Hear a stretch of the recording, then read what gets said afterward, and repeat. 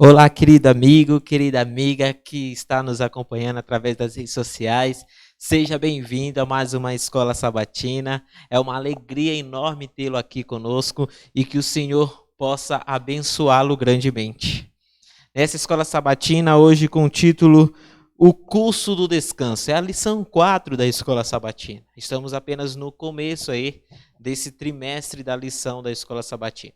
E você é o meu convidado e a minha convidada a estudar juntos essa lição. Estamos postando agora esses vídeos às quartas ou quinta-feira pela manhã.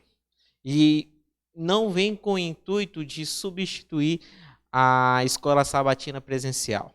Nossa igreja já voltou às classes presenciais. Então não perca, todos os sábados, a partir das 9h15 da manhã, esteja aqui na igreja, aqui na rua Paraíba, número 114, bairro Cidade de São Jorge, e você irá participar conosco da classe da lição da escola sabatina. E você é o meu convidado. Venha participar conosco. Presencial é muito melhor do que online, tá bom? Vamos, antes de iniciar a lição de hoje, vamos fazer uma oração para começarmos bem essa lição. Curve suas frontes, vamos conversar com o nosso Pai. Senhor, nosso Deus e nosso Pai, santificado seja o teu nome. Mais uma vez em tua presença, Senhor, queremos te pedir que nos auxilie através desse guia de estudo, que é a lição da Escola Sabatina, e que possamos tirar uma lição especial para as nossas vidas. Nos guie durante esse estudo, Senhor, nos proteja de todo mal e fortaleça a nossa fé. Em nome de Jesus, amém. Se você não tem ainda a lição da Escola Sabatina, peça sua assinatura, tá bom? Se você quiser, pode entrar em contato comigo, ou aqui no chat, ou pessoalmente, se você é aqui da igreja, pode entrar em contato comigo que eu faço a sua assinatura da lição. Então, não perca, é sempre bom ter todo trimestre aí uma assinatura da lição, uma lição novinha em folha, para você poder estudar a palavra de Deus junto conosco, tá bom? Então, vamos lá, quem tiver, se você tiver a sua lição, vamos abrir a lição dessa semana, é a lição 4, que tem como título O Custo do Descanso. E logo de cara tem um verso para memorizar, que é um dos versos mais bonitos que tem na Bíblia, que se encontra exatamente em Salmo capítulo 51, versículo 10, que diz assim: Cria em mim, ó Deus, um coração puro e renova dentro de mim um espírito inabalável. Toda lição existe um problema a ser solucionado. E o problema dessa semana é a que custo você quer paz, quer perdão, quer um descanso.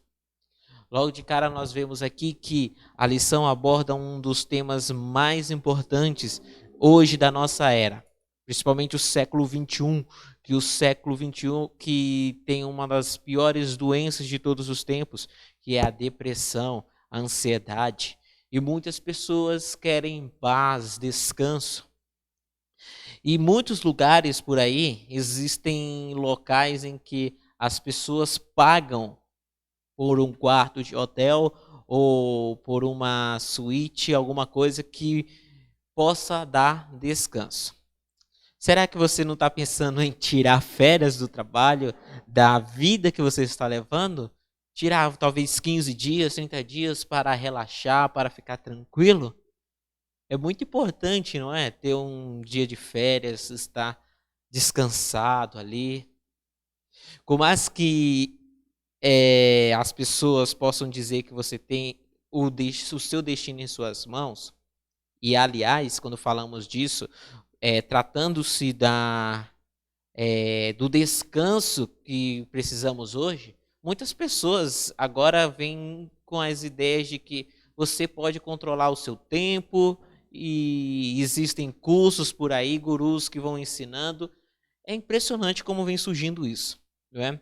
Mas será que quando vamos realmente pensar em descansar, em controlar as nossas tarefas, o nosso tempo, nós realmente encontramos momento de descanso?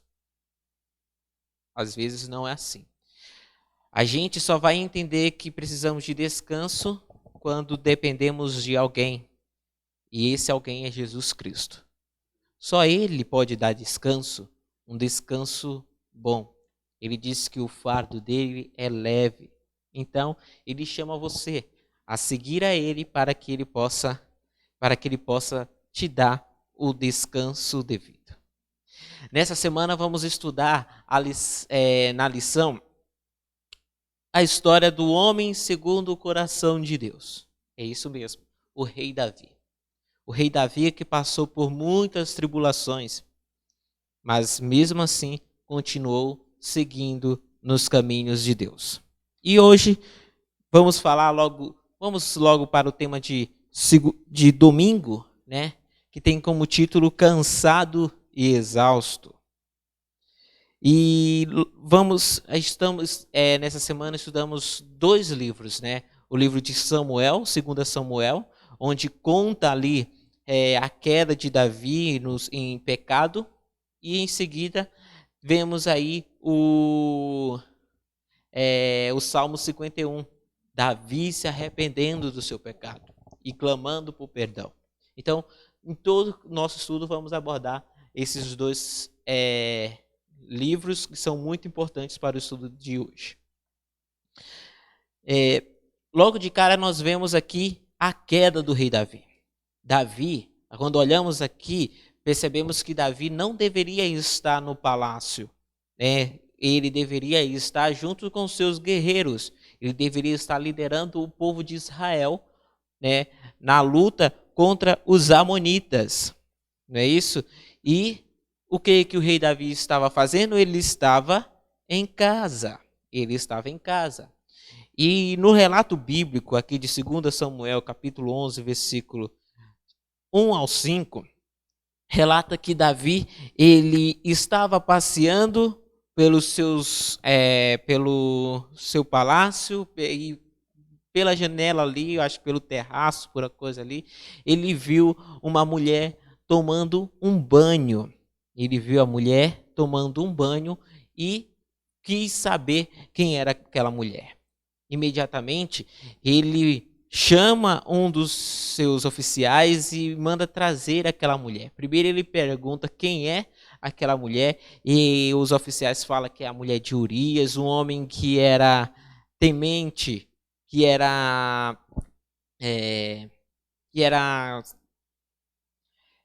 tinha uma ótima reputação.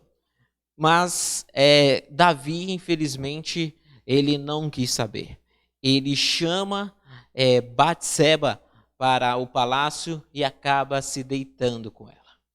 Só aqui no livro de 2 Samuel, capítulo 11, versículo 1 ao 5, já vemos que em vez de Davi desviar os olhos, ou seja, se a gente vê algo que possa nos agradar e que não agrade a Deus, a primeira coisa que nós devemos fazer é o quê?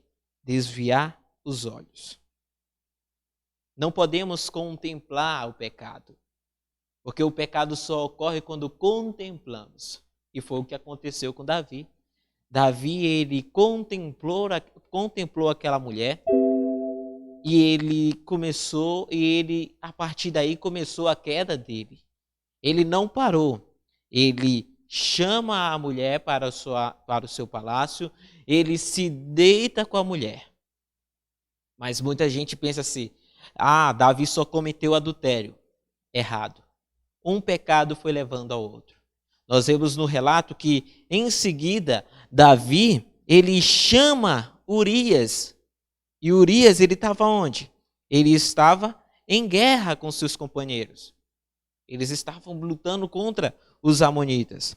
E Urias volta até o seu rei, e ao chegar ao seu rei, o rei pergunta, pede um relatório como é que está a guerra, e ele, acredito eu, com muita felicidade entregou esse relatório, porque pela história nós vemos que Israel estava vencendo.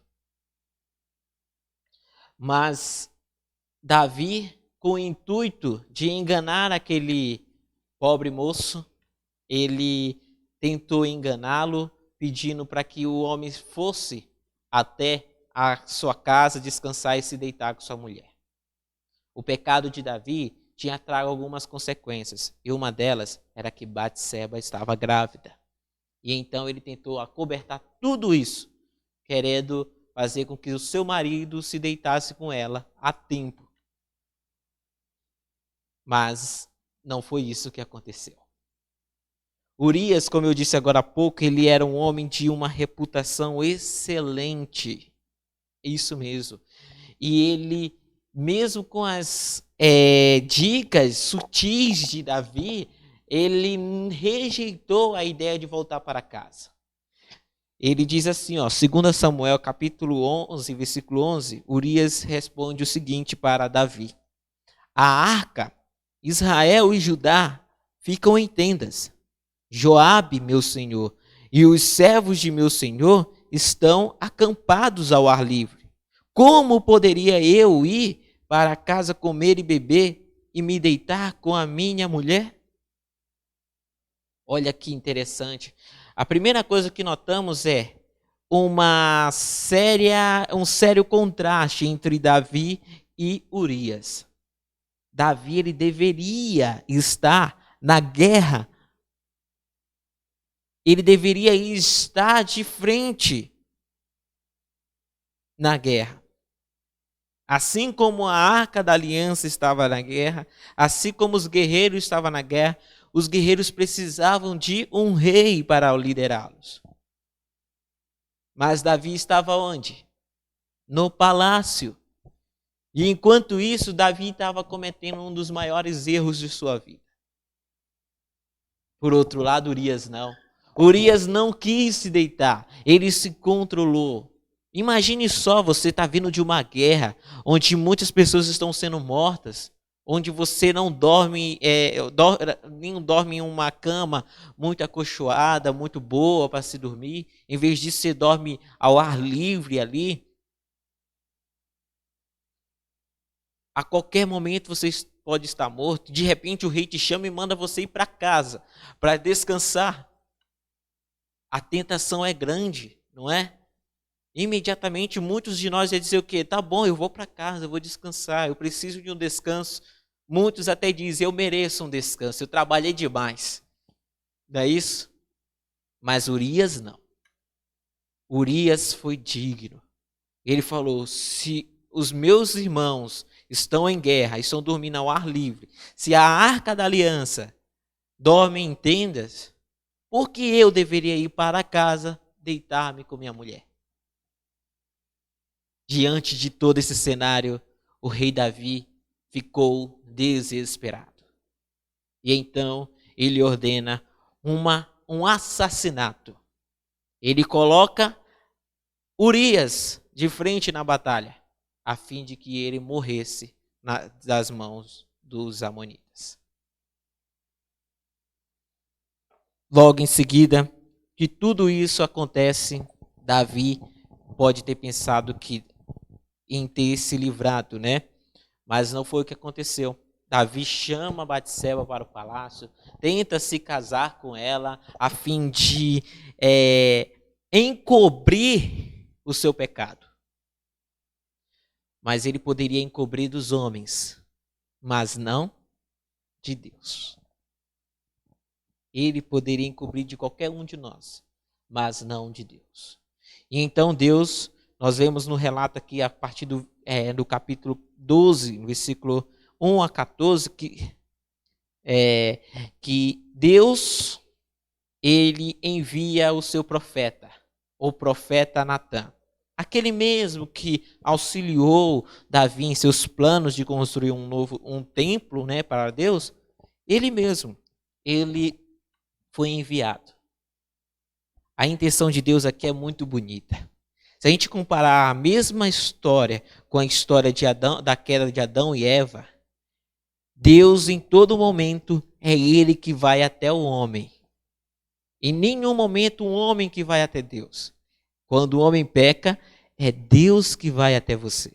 Quando você peca, é Deus que está aí ao do seu lado, querendo que você se arrependa e peça o perdão.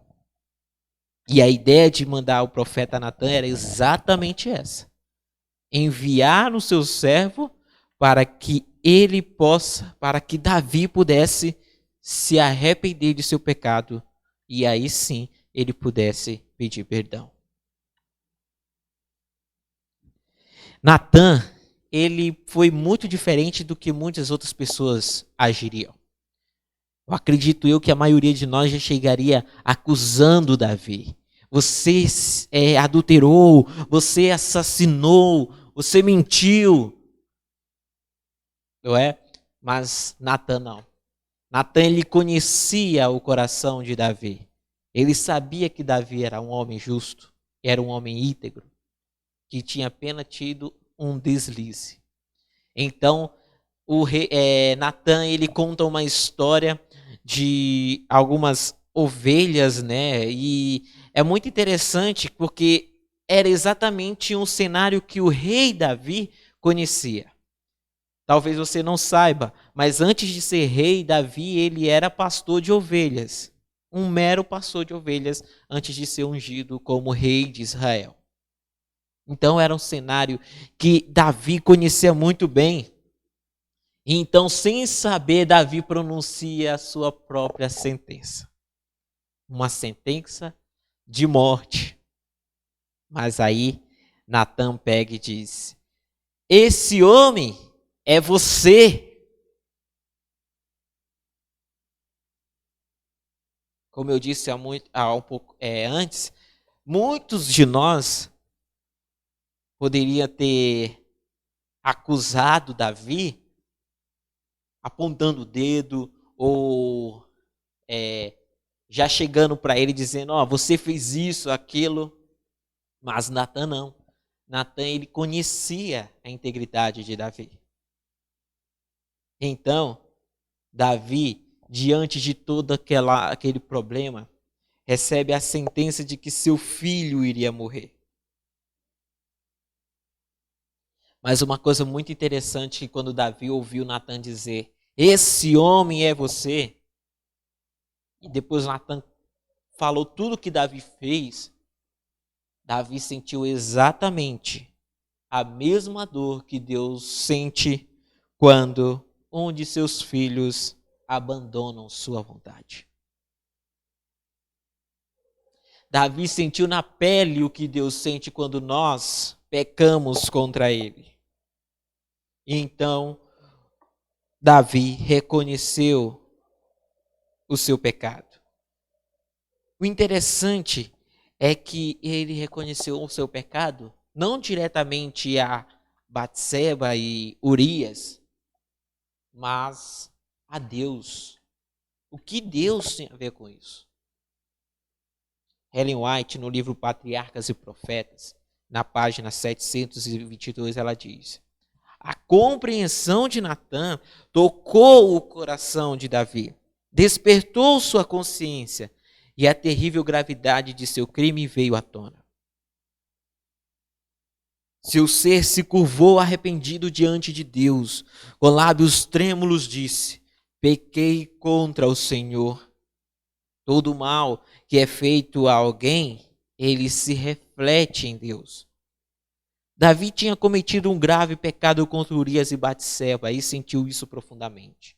No entanto, seu pecado contra Deus era infinitamente maior. Que interessante, né? Às vezes a gente pensa, eu estou pecando, às vezes eu estou fazendo mal só para uma pessoa, né?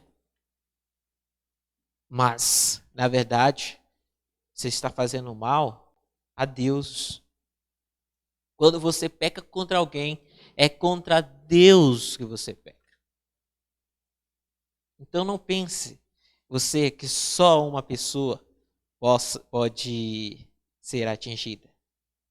As suas ações, elas afetam a você, a pessoa que você está pecando, a sua família. E você, meu querido irmão, pensa que não afeta a igreja? Afeta também. Todas as nossas ações têm suas consequências. E Davi tinha dele. E ele mesmo próprio sentenciou a sua própria consequência. Davi poderia ter morrido, mas o Senhor disse para ele: também o Senhor perdoou o seu pecado. E ele continua: você não morrerá. Deus teve misericórdia de Davi. E Davi viu essa misericórdia de Deus. Davi agora, a partir de agora, ele entende que acima das consequências do seu pecado, tinha também as consequências do seu arrependimento. E as consequências desse arrependimento era a graça de Deus, era o perdão de Deus. A graça de Deus é muito maior do que o meu e do que o seu pecado. Por isso ele disponibiliza para nós o perdão. De graça. De graça. Basta nos arrepender. No Salmo 51, nós vemos que Davi abriu o seu coração a Deus. O clamor por misericórdia foi um apelo ao amor de Deus e à sua compaixão. Davi estava ansioso por renovação. Ele queria uma renovação imediata, porque ele andava nos caminhos de Deus e até que ele caiu. Agora ele precisava se arrepender. Ele primeiro reconheceu o seu pecado. Esse é o primeiro passo para o perdão. Reconhecer o seu pecado. Em seguida, ele se arrepende do seu pecado. E aí ele confessa a Deus o seu pecado e clama por perdão a Deus. E a resposta de Deus é clara: seu pecado está perdoado. É isso que Deus tem para nós. O nosso pecado pode ser perdoado se formos com o coração partido, quebrantado até os pés de Cristo. E Davi, assim que confessou seu pecado, pediu a alegria da salvação. Davi queria novamente ter aquela alegria, ele queria voltar a estar nos planos de salvação de Deus, ele queria ter parte na salvação.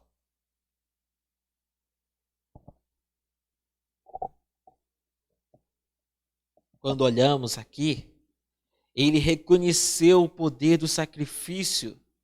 Quando ele fala no Salmo 51, que ele fala sobre, e quando ele se refere à purificação com hisopo, ele aponta ali para as cerimônias do santuário, reconhecendo que Jesus viria para nos salvar dos nossos pecados. E era isso que Davi ansiava. É isso que Davi queria. Nós notamos aqui do Salmo 51, do versículo 11 ao 12, que Davi, ele percebia que sem o Espírito Santo ele era um homem fraco. E ele necessitava do Espírito de Deus. As glórias que ele tinha não eram dele, eram somente do Deus Altíssimo. E Davi sabia que quando se ele perdesse o Espírito de Deus, se ele saísse da presença de Deus, aquele simples pecado, na verdade, enorme pecado, seria só o primeiro de muitos. Ele sabia que, mesmo com a facilidade que ele caiu, naquele momento, sem Deus, ele cairia com mais facilidade ainda. A sua autoconfiança foi destruída. E então ele clama, Salmo 51, verso 10. Cria em mim, ó Deus, um coração puro e renova dentro de mim um espírito inabalável. A lição dessa semana, ela vai de encontro com João, capítulo 1, versículo 9, que diz: se confessarmos os nossos pecados, Ele é fiel e justo para nos perdoar os pecados e nos purificar de toda injustiça.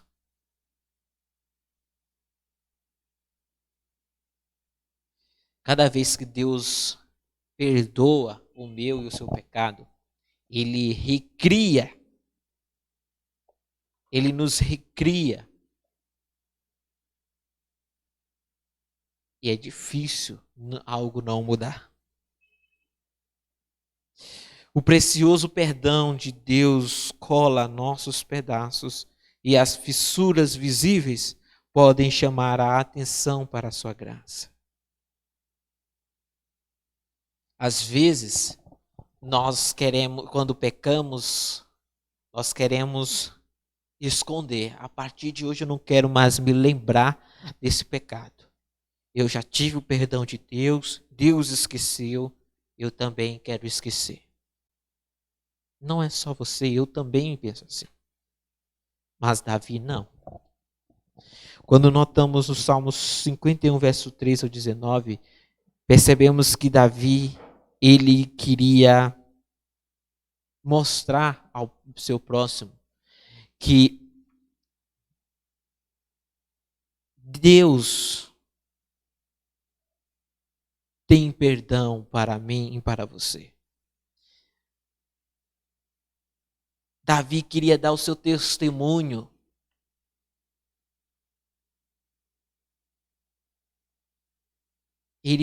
Um testemunho em que ele caiu em pecado e a única coisa que ele necessitava era de perdão. A única coisa que ele necessitava era de perdão de Deus. E Deus o deu. Então por que eu vou me calar? Se eu tenho uma graça tão grande como essa, que é o perdão de Deus. Davi não se calou. Davi expôs o seu pecado. Mas além disso, acima desse pecado, ele expôs a graça do Altíssimo. A graça que ele tem para mim e para você. Por isso que o Salmo 51 vai de encontro com 1 João 1,9, que diz: se confessarmos os nossos pecados, Ele é fiel. Jesus é fiel e justo para nos perdoar os pecados e nos purificar de toda injustiça. Meu querido irmão, podemos crer na palavra de Deus. Confie na palavra de Deus.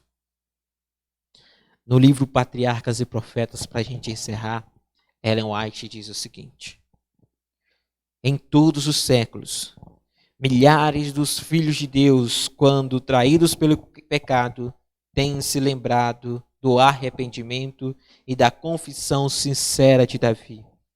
E essas pessoas têm encontrado ânimo para se arrependerem e para andarem novamente no caminho dos mandamentos de Deus. Todos aqueles que se humilharem em confissão e arrependimento, como fez Davi, podem ter certeza de que existe esperança para eles. O Senhor nunca rejeitará uma pessoa verdadeiramente arrependida. O Senhor nunca vai te rejeitar. Ele nunca vai virar as costas para você. Muitas pessoas ao nosso redor pode. Mas Deus, Ele não vira.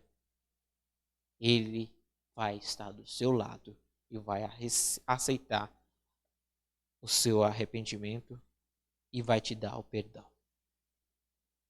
Confie neste Deus. Entregue a sua vida a Deus. Não tenha medo de confessar o seu pecado a Deus.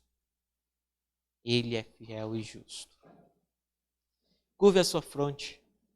Vamos falar com nosso Pai. Senhor, nosso Deus e nosso Pai, nós clamamos por perdão, Senhor. Pois somos pecadores indignos de estar em Tua presença. Mas o Senhor, através da oração, nos deu o poder para entrar em contato com o Senhor e te pedir perdão Muitos pecados nos assombram, Senhor. Estamos fatigados. Queremos descansar em Teus braços de amor. Entregamos a nossa vida em Tuas mãos. Em nome de Jesus. Amém. Não perca. Sexta-feira, todo sábado, às 9h15, na IAGE Cidade de São Jorge. Então, venha até a casa do Senhor.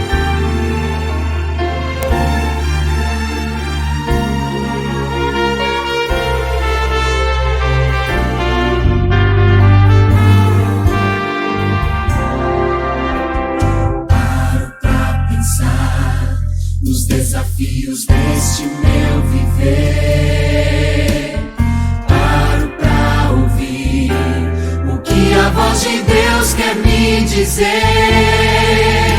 São tantas as pressões que tenho que enfrentar, mas bem acima delas sei que está meu Pai.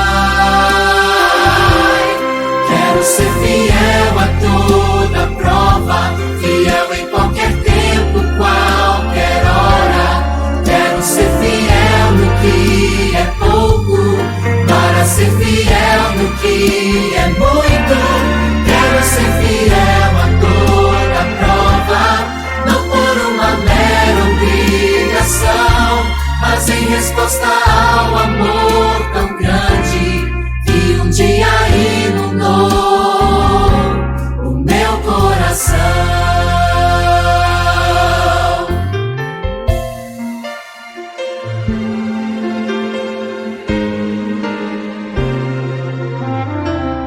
Posso triunfar, conheço alguém que já venceu por mim.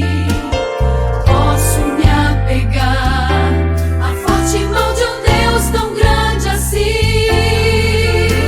Em meio à provação, começo a louvar, em seu poder do alto vem me alcançar.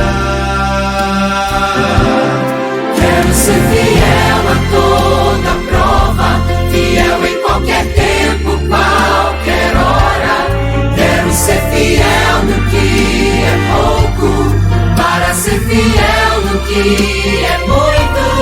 Quero ser fiel a toda prova, não por uma mera obrigação, mas em resposta ao amor tão grande que um dia inundou o meu coração. Deus poderoso, Pai tão grandioso, envia em meu auxílio seu anjo mais poderoso. Quero ser fiel a toda prova, não por uma mera obrigação,